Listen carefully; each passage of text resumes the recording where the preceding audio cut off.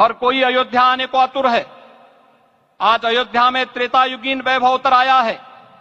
दिख रहा है यह धर्मनगरी विश्व की सांस्कृतिक राजधानी के रूप में प्रतिष्ठित हो रही है।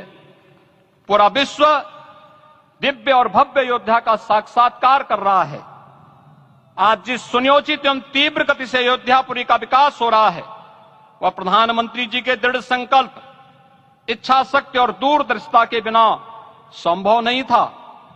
कुछ वर्ष पहले कल्पना से परे था कि अयोध्या में एयरपोर्ट होगा, यहां के नगर के भीतर 4 लेन की सड़कें होंगी, सरयू जी में क्रूज चलेंगे, अयोध्या की खोई गरिमा वापस आएगी। लेकिन मित्रों, डबल इंजन की सरकार के प्रयास से आज आप सबके सहयोग से यह सब साकार हुआ है।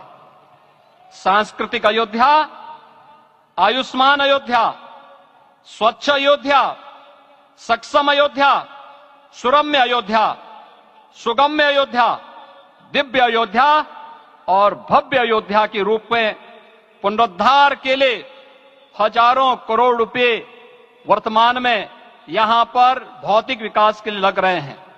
राम जी की पेड़ी, नया घाट, गुप्तार घाट, ब्रह्मकुंड, भरत कुंड, सूरज कुंड, विभिन्न कुंडों के कायाकल्प, संरक्षण, संचालन, रखरखाव के कार्य हो रहे हैं। रामायण परंपरा की कल्चरल मैपिंग कराई जा रही है। राम वनगमन पथ पर रामायण वीथिका का निर्माण हो रहा है।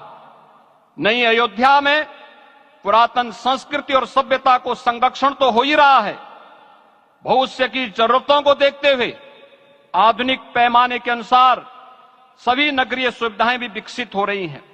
इस मोक्षदायिनी नगरी को आदरणीय प्रधानमंत्री जी की प्रेरणा से अब सोलर सिटी के रूप में भी विकसित किया जा रहा है। पूरी अयोध्या में विश्व के सनातन आस्थावानों, संतों, पर्यटकों, शोधार्थियों, जिज्ञासुओं के प्रमुख केंद्र के रूप में इसे बनाने की ओर से अग्रसर किया जा रहा है। यह एक नगर या तीर्थ भर का विकास नहीं है, यह उस विश्वास की विजय है जिसे सत्यमेव जयते के रूप में भारत के राज चिन्ह में अंगीकार किया गया है। यह लोक आस्था और जन विश्वास का विजय है, भारत के गौरव की पुनर्प्रतिष्ठा है। अयोध्या का दिव्य दीपोत्सव नए भारत की सांस्कृतिक पहचान बन रहा है और श्री रामलला की प्राण प्रतिष्ठा का समारोह भारत की सांस्कृतिक अंतरात्मा को समरस की एक अभिव्यक्ति सिद्ध कर रहा है। श्री राम जन्मभूमि मंदिर की स्थापना भारत के सांस्कृतिक पुनर्जागरण का आध्यात्मिक अनुष्ठान है।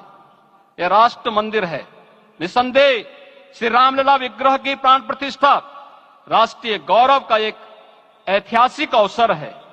निश्चिंत रहिए, प्रभु राम की कृपा से अब कोई अयोध्या की परिक्रमा में बाधा नहीं बन पाएगा। अयोध्या की गलियों में अब गोलियों की गड़गड़ाहट नहीं होगी, कर्फ्यू नहीं लगेगा। अपितु यहां दीपोत्सव, रामोत्सव और यहां की गलियों में श्री राम नाम संकीर्तन से यहां की गलियां गूंजायमान होंगी, क्योंकि अवधपुरी का में रामलला का विराजना राम राज्य की स्थापना की उद्घोषणा भी है। राम राज्य बैठे त्रिलोका, हर्षित भये गए सब शोका। राम राज्य भेदभाव रहित समृद्ध समाज का द्योतक है और हमारे यशस्वी प्रधानमंत्री जी की नीतियों, विचारों और योजनाओं का आधार है। भव्य दिव्य राम जन्मभूमि मंदिर के स्वप्न को साकार रूप देने में योगदान देने वाले सभी वास्तुविदों, अभियंताओं, शिल्पियों और श्री राम जन्मभूमि तीर्थ क्षेत्र न्यास के सभी पदाधिकारियों को हृदय से धन्यवाद।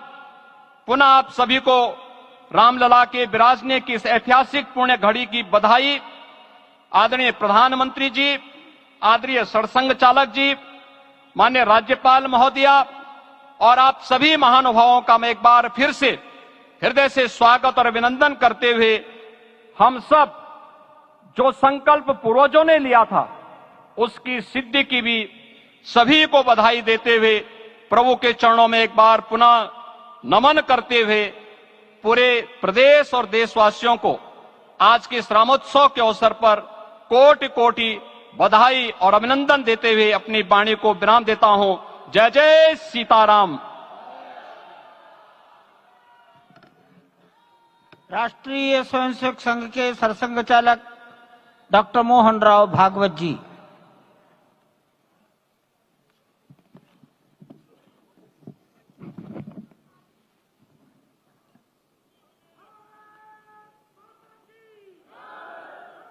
आदरणीय प्रधानमंत्री जी, उत्तर प्रदेश के आदरणीय मुख्यमंत्री जी, आदरणीय राज्यपाल महोदया, देश के आज विद्यमान सभी पंथ संप्रदायों का प्रतिनिधित्व करने वाले हमारे संत ऋषि आचार्य गण और समाज के सब स्तरों का प्रतिनिधित्व करने वाले निमंत्रित महानुभाव, आज का आनंद शब्दों में वर्णनातीत है और उसके वर्णन करने का प्रयास इसके पहले के वक्तव्यों में अच्छा हो गया है। यह भी बता दिया गया है और हम जानते भी हैं कि आज अयोध्या में रामलला के साथ भारत का स्व लौट के आया है